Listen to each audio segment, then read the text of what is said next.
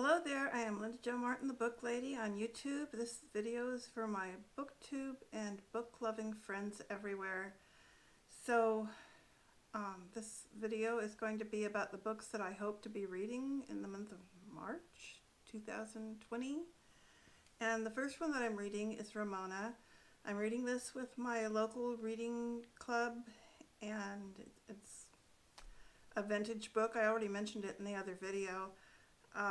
It was written by Helen Hunt Jackson, who is an activist who tried to help Native American people in Southern California and all over the nation, I suppose. She tried to help first with a nonfiction treatise, and then later wrote this novel, which was very well loved at the time it came out, which was 1884, a long time ago, over 100 years ago. And the people loved this book so much. They were naming things after Ramona, like the town of Ramona used to be named Nuevo. And I think there's a river named Ramona. I don't know how many things got named Ramona. Probably a lot of people. And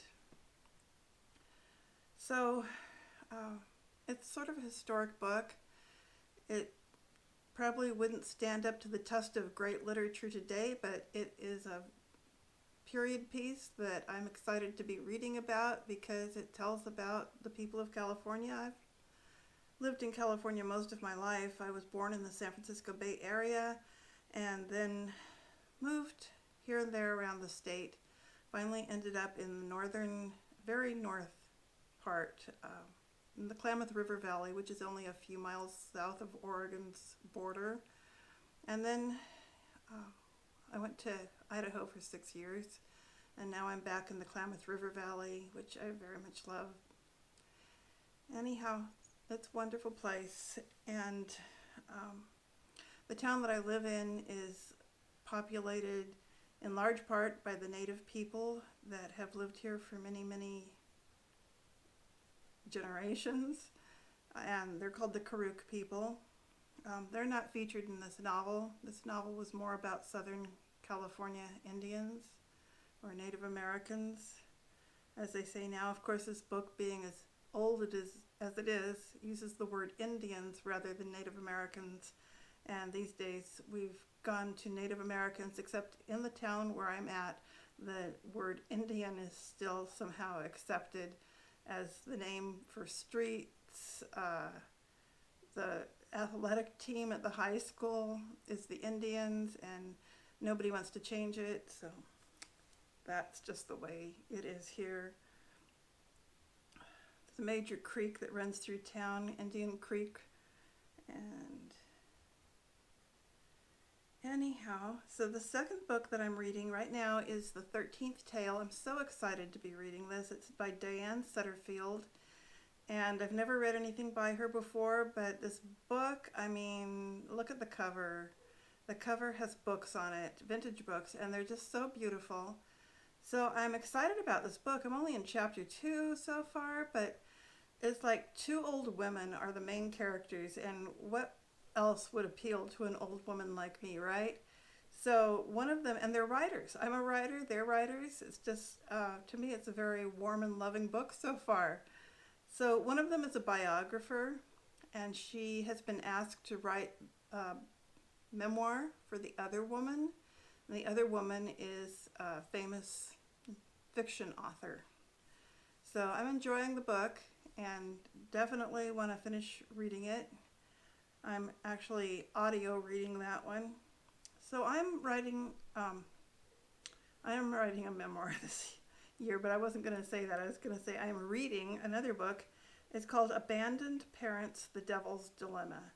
And I'm reading it because I'm an abandoned parent, like a lot of parents these days whose children just walk away and want to pretend that they don't even exist. Well, I've got 5 children, and 2 of them I'm very close to. One of them I speak to occasionally. He doesn't live in this area. And the other 2 are living on the East Coast, whereas I'm over here in California, and they want to pretend that I don't exist. So I'm reading this book, not because this is a new situation that I'm trying to get a grasp on emotionally, because it's actually a very long lasting situation, and I got over the emotional trauma part of it a long time ago. But I'm reading the book because it's written by a person who says that she is an attorney and a pastor, and I just want to get her take on it. And I'm finding it very interesting. So the next book that I want to read, I'm doing the Pop Sugar Reading Challenge again this year. Really excited about that. As usual, I think this is the 4th or 5th year I've been doing this challenge, and this year one of the prompts is to find a book that's about one of the 7 deadly sins, and I wanted to read a book about greed, and in particular I wanted to read a classic book about greed. So I found this one. It is The Way We Live Now by Anthony Trollope, which is supposed to be like a satire and a humor, and I'm just really excited to be reading this, which I will read it after Ramona because I'm reading Ramona on my Kindle, and I'm going to be reading this book, The Way We Live Now, also on my Kindle. So I'll do Ramona first and then I'll move on to this one. After I'm done with my audio book of the 13th Tale, I will be reading the audiobook Lonesome Dove by Larry McMurtry, and I will be doing this for one of the readathons, which I can't even remember the name of right now. Mammoth Readathon? I can't remember, so maybe I better make a different video about that when I get my act together, right? Should that ever happen. So on my blog, I'm reading off of my little phone as usual. So on my blog, I did a blog post a few days ago about readathons that are happening now, because I kind of wanted to educate myself about all the readathons that are happening on BookTube this month. And I didn't write about all the readathons because I can't do them all. There's quite a few going on right now. And one of them I want to read for is March Mystery Madness. And I'm going to do a separate video, but just very quickly now, here are some of the books that I'm thinking about reading this month. Runaway by Harlan Coben, The Strange Case of Dr. Jekyll and Mr. Hyde, The Five, which is a non-fiction book about the victims of Jack the Ripper, Long Bright River, and this is a timeless celebration, which is a cozy mystery, and believe it or not, I have never in my life read a cozy mystery, and I'm kind of intrigued because I'm doing all these challenges because I just want to have different kinds of reading experiences. I want to do things that I've never done before, that kind of thing.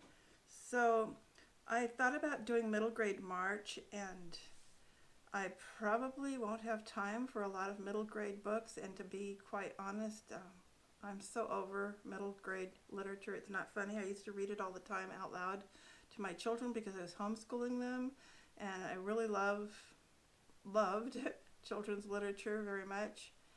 But I just got to the point where I really want to move on to books that are written for adults in my old age.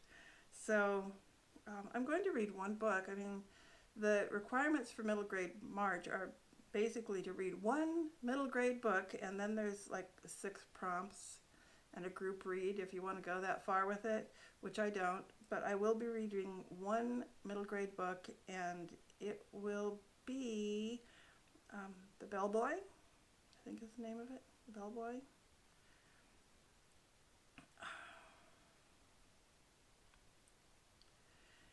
And then there's a Sherlock-a-thon going on, and it's more mysteries, which is intriguing to me. I mean, I love mysteries. It seems like lately some of the books that I've enjoyed most were mysteries, so I'm just going to go for it. And I'm thinking of Little Darlings, The Talented Mr. Ripley, Shutter Island, and The Beekeeper's Apprentice. Now, I have no expectation that I'm going to get through all these books this month, but, you know, it's good to have a book list to choose from.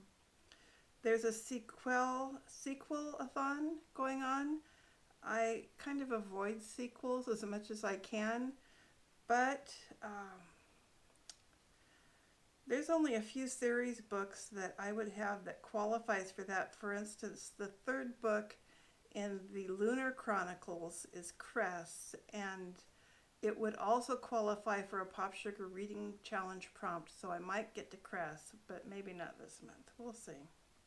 Okay, here's what I was thinking about. March of the Mammoths, and it requires that you read one book that is 800 pages or more, and my choice, of course, is Lonesome Dove, which is something like 864 pages, so it qualifies. Another readathon that kind of intrigued me was Spring Into Reading-a-thon, and it had prompts for things like spring cleaning and a spring vacation and so on. The group read is called, if I can get this over here, If I'm Being Honest. So I thought that was cute, and it's got a pink cover, so that's also a Pop Sugar Reading Challenge prompt, is to read a book with a pink cover. So I might read their group read. Not sure I'll get to it this month, but the month is still early, and right now I haven't got any further than the 13th tale and Ramona and the book about abandoned parents. And then I'm reading some Christian books. Of course, I'm still reading the Bible because I'm doing a one-year study Bible and devotionals and things like that. So that's all I have to say right now.